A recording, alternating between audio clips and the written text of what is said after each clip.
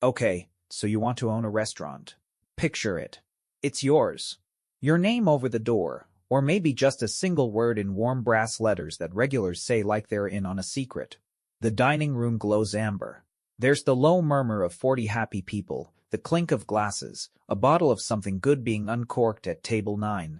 In the back, the pass is alive, tickets snapping in, a line cook calling, "Oui, chef," the sizzle of butter hitting a hot pan.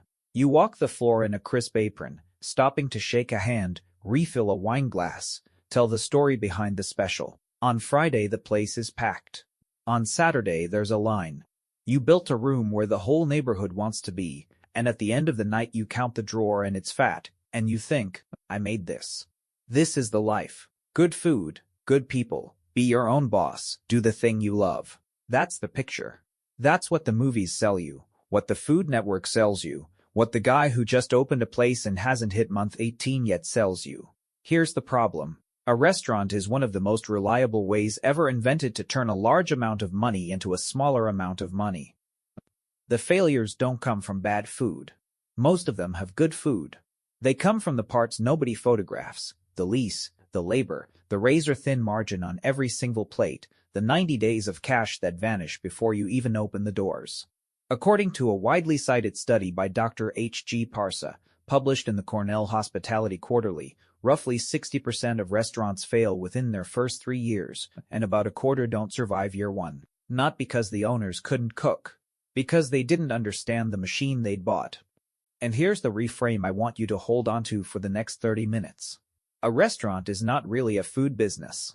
It's a real estate and cash flow business that happens to sell food. The food is the product. But the money is made and lost somewhere else entirely. By the end of this, you'll understand exactly where the money comes in, where it silently leaks out, why the profit margin on your dinner is thinner than the pane of glass in the front window, and why the smartest people in this industry make most of their money on things that have almost nothing to do with what's on the plate. You'll understand why a celebrated restaurant with a 2-hour waitlist can close overnight, and why a mediocre one on the right corner can print money for 30 years. Stay with me. This one gets counterintuitive fast. Before we talk about money, we need to talk about what a restaurant actually is. Because restaurant is a single word hiding at least 5 completely different businesses that happen to share a dining room and a kitchen. First, there's quick service, fast food. Think a burger counter, a taco window. This is a logistics and real estate business wearing a food costume. Speed, consistency, throughput, drive-through lanes. The economics are about volume and franchise systems. Second, fast casual. Your Chipotles, your buildable places. Higher ticket, no table service, engineered to move a line quickly with decent margins. Third, casual dining, the neighborhood sit-down spot, the trattoria, the brewpub. Full table service, a bar, an entree that runs $18 to $30. This is where most independent owners live. Fourth, fine dining. White tablecloths, tasting menus, a sommelier, plates that take 4 hands to finish.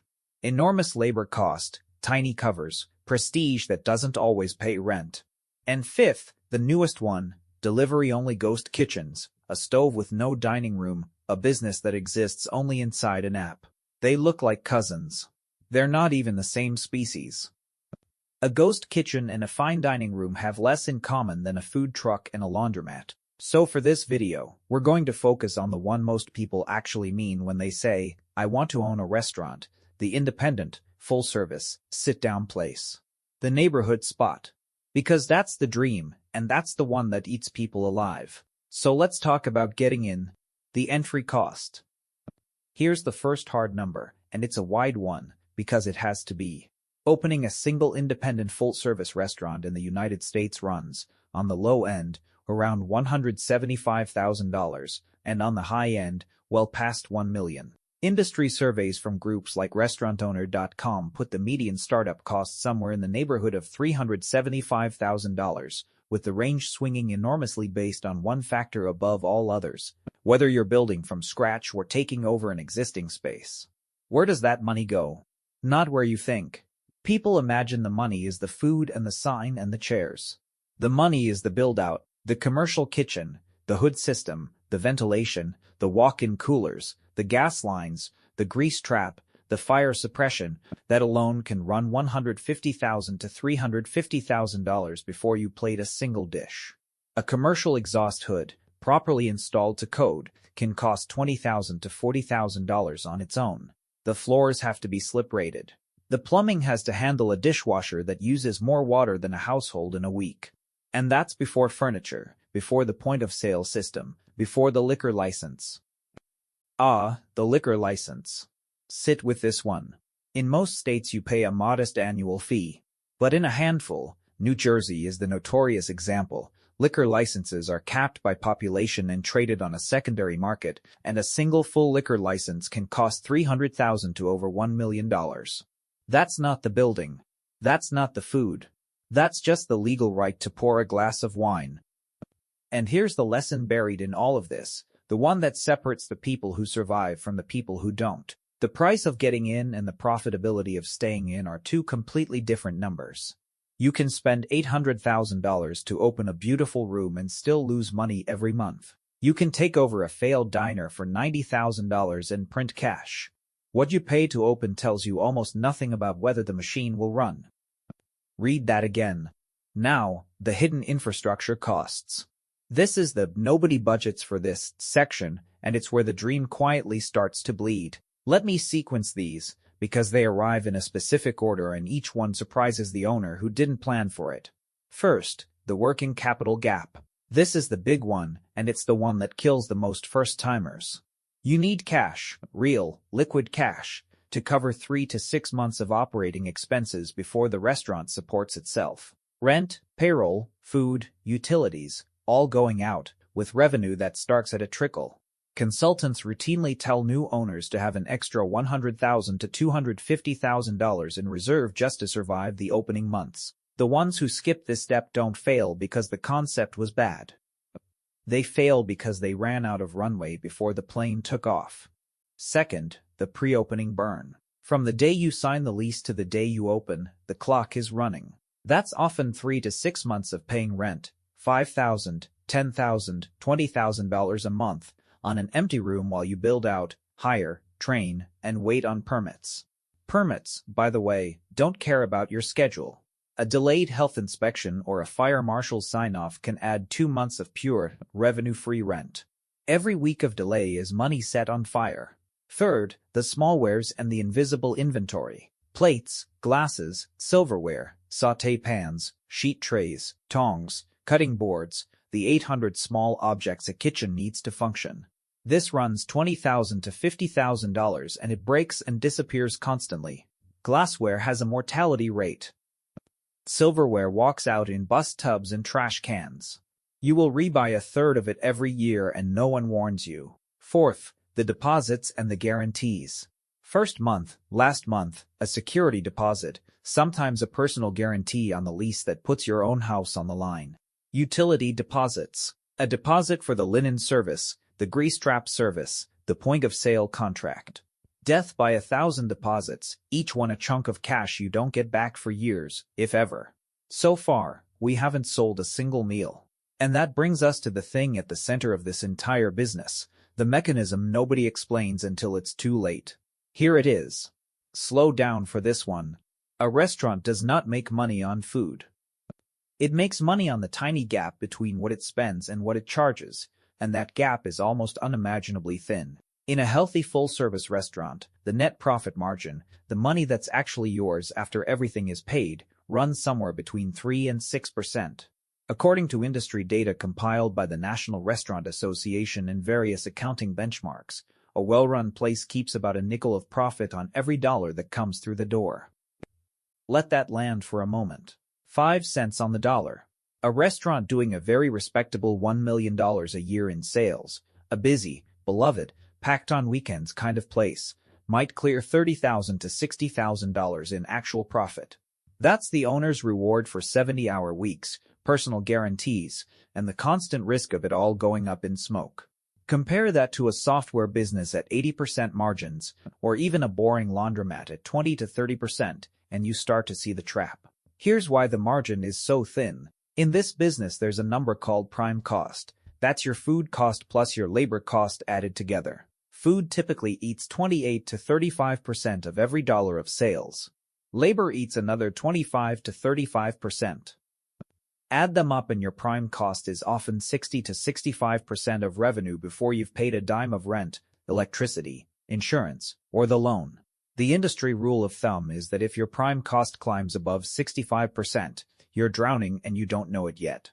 So the whole game, the entire, brutal, beautiful game, is control.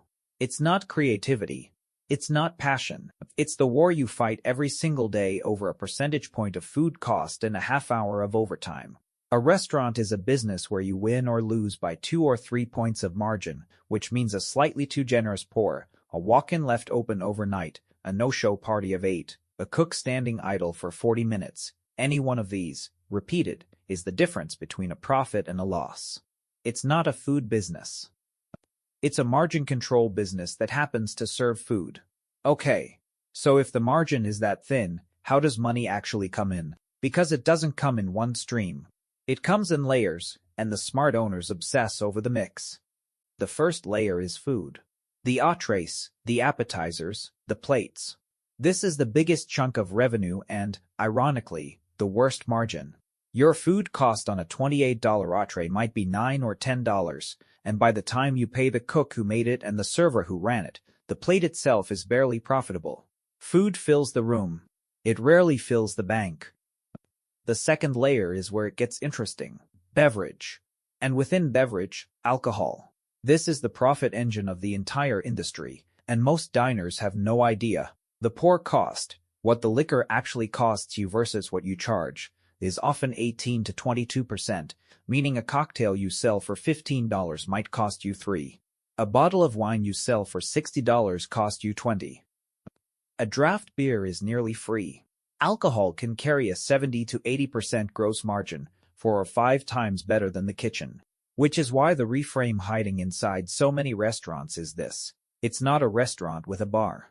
It's a bar that runs a kitchen to justify the liquor license and keep people drinking longer. The third layer is the invisible stuff, the soda that costs you 9 cents and sells for $4, the coffee, the bottled water, the $12 dessert made from $2 of flour and sugar. These high-margin add-ons are where a good server quietly rescues your entire P&L. And the fourth layer, increasingly, is off-premise, takeout, catering, and delivery. Catering especially, a corporate lunch order for 40 people, prepped in your existing kitchen with no table to turn, no server to tip, is some of the cleanest money in the building. So that's the money coming in. Now let's talk about the money going out every single day, whether you have customers or not. The operating costs. The bleed. Start with labor, because it's the biggest and the most emotional. Front of house, back of house, a chef, dishwashers, a manager. Payroll in a full-service restaurant runs 25 to 35% of sales, and it never stops. Minimum wage increases, overtime, payroll taxes, workers' comp insurance. In many cities, the cost of labor has climbed faster than menus can keep up, which quietly squeezes that already thin margin tighter every year. Then rent, or as accountants call it, occupancy cost. The rule of thumb is that rent should stay under 6 to 10% of your gross sales. Cross that line and the math stops working. This is why location is a trap dressed as an opportunity. The busy corner with the great foot traffic charges a busy corner rent, and if you can't do the volume to cover it, that beautiful location is a slow-motion execution. Then utilities. A commercial kitchen is a furnace. Gas ranges, ovens, walk-in coolers, and freezers running 24 hours, exhaust hoods pulling conditioned air straight out of the building, a dishwasher blasting 180-degree water all night. Utility bills of $3,000 to $10,000 a month are normal, and they spike in summer when the AC fights the kitchen for its life. Then the stuff that only hurts when it happens.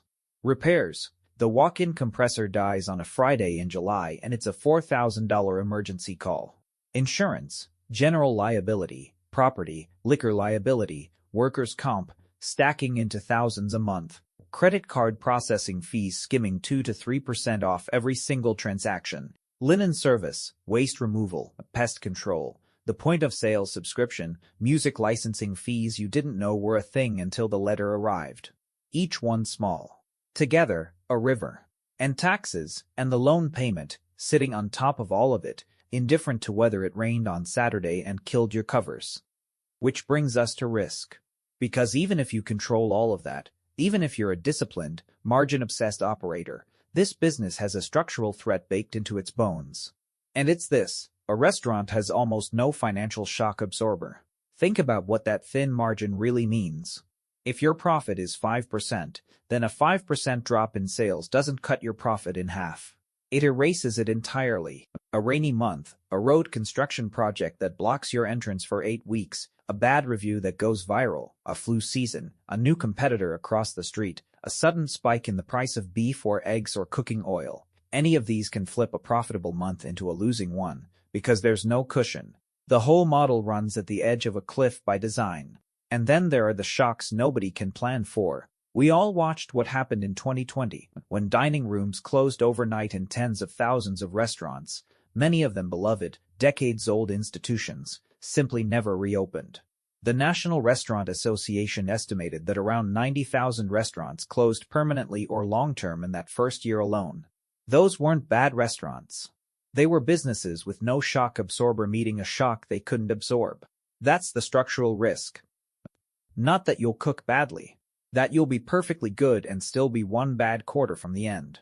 Let me tell you a real story, because this next one isn't a hypothetical, and it teaches the whole lesson better than any spreadsheet. In 2003, a chef named Wiley Dufresne opened a restaurant called WD-50 on Clinton Street, on Manhattan's Lower East Side. And it was, by any measure, a triumph of the craft. Dufresne was one of the pioneers of what people called molecular gastronomy, food as edible science, deconstructed and rebuilt in ways nobody had seen. Fried mayonnaise, noodles made from shrimp instead of flour, eggs Benedict reimagined as neat little cubes. Critics adored it. It earned a Michelin star. It trained a generation of chefs who went on to open their own celebrated places. For 11 years, WD-50 was one of the most influential restaurants in America. That's the rise. On the plate, it was a masterpiece. Here's the decline. In 2014, WD-50 closed. Not because the food faltered, not because the crowd stopped coming. It closed because the building it lived in was sold to a developer, and the block was slated to become luxury condominiums. The restaurant that changed American cooking was, in the end, a tenant. And when the real estate underneath it became more valuable as apartments than as a dining room, the dining room lost. Dufresne himself was fairly candid about the brutal economics, that even an acclaimed, full restaurant operates on margins so thin that when the lease and the land turn against you, there's simply no room to absorb it. And there's the lesson, the one I promised you at the top. WD-50 didn't die on the plate. It died on the land. The single most important asset in that entire business wasn't the recipes or the star or the technique. It was a lease it didn't control. It was a real estate business that happened to serve some of the best food in the country, and when the real estate spoke, the food didn't get a vote. Remember the reframe from the beginning? It's not a food business. This is what I meant. Which brings us to the deeper game. Because if the margins are this thin and the risk is this structural, you might reasonably ask, why does anyone smart do this at all? And the answer is that the sophisticated money isn't playing the game you think it's playing. Here's where it gets interesting. The people who actually get wealthy in this industry rarely get wealthy on the 5% margin. They get wealthy on everything around it. Start with the most important one, the real estate. The savviest restaurateurs try, whenever they can, to own the building, not rent it. Because if you own the property, you're no longer a tenant praying your lease renews. You're the landlord collecting the rent, and the restaurant becomes a tenant that improves your own real estate. When the neighborhood gentrifies, often because good restaurants like yours made it desirable in the first place, the building appreciates, and that appreciation can dwarf a decade of restaurant profit. The restaurant becomes a tool for paying down a mortgage on an asset that quietly compounds. That's the WD-50 lesson inverted. Be the one who owns the land, not the one who loses it. Second, the liquor license as an asset. In those restricted markets we talked about, that license you bought for $400,000 can appreciate and be sold later. It's not a cost. It's an investment that happens to let you pour wine. Third, the brand and the multiple. A single restaurant is a job, a repeatable concept, a brand you can open a second, third, 10th time, or franchise, or license, is an asset with a real sale value. Investors don't buy one struggling restaurant. They buy a proven system. This is why the smart operator, from day one, isn't just cooking dinner. They're building intellectual property. And fourth, the halo. The media, the cookbook, the TV appearances, the consulting fees, the branded products on grocery shelves. For a certain kind of owner, the restaurant is a loss leader, a physical stage that generates a personal brand worth far more than the dining room ever could. The room loses a little. The name it builds earns a lot. Some do it for the real estate. Some do it for the brand. And some, the rare, disciplined few, actually do run a tight enough room to earn that honest nickel on the dollar, year after year, and build real wealth one control percentage point at a time. So let's bring it home the way we should, with 2 years. The same restaurant. The same room, the same menu, the same owner. Watch what a few points of margin actually do. The good year. You do $1.2 million in sales.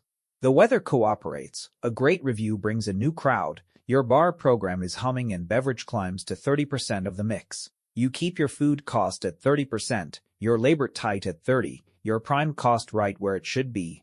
Rents under control at 8%. After everything, every cost, every fee, every payment, you clear about 7%. That's roughly $84,000 in your pocket. A genuinely good year. You did everything right, and you earned a solid living. Not a fortune. A living. Now the bad year. Same room. But there's 8 weeks of construction tearing up your street, so covers drop and sales slide to $950,000. Beef and labor both got more expensive, so your prime cost creeps to 67%. The walk-in compressor died in July, that's $4,000. Your rent didn't change, but as a share of your now smaller sales it's suddenly eating 10%. And just like that, the 7% profit doesn't shrink. It inverts.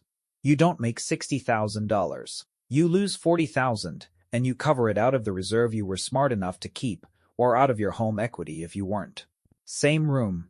Same food. Same you. A swing of maybe 15% in the top-line numbers, and the difference between a good living and a personal guarantee coming due.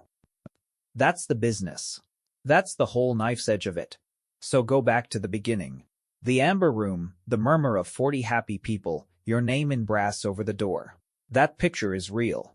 It's really that beautiful, and the people who love this life aren't wrong to love it. But now you know what's holding it up. Underneath the candlelight and the uncorked wine is a machine that runs at the edge of a cliff, a war over percentage points, a lease you may not control, a nickel of profit on every dollar, and land beneath your feet that will always, in the end, get the final word. The food isn't really the business. The real estate is.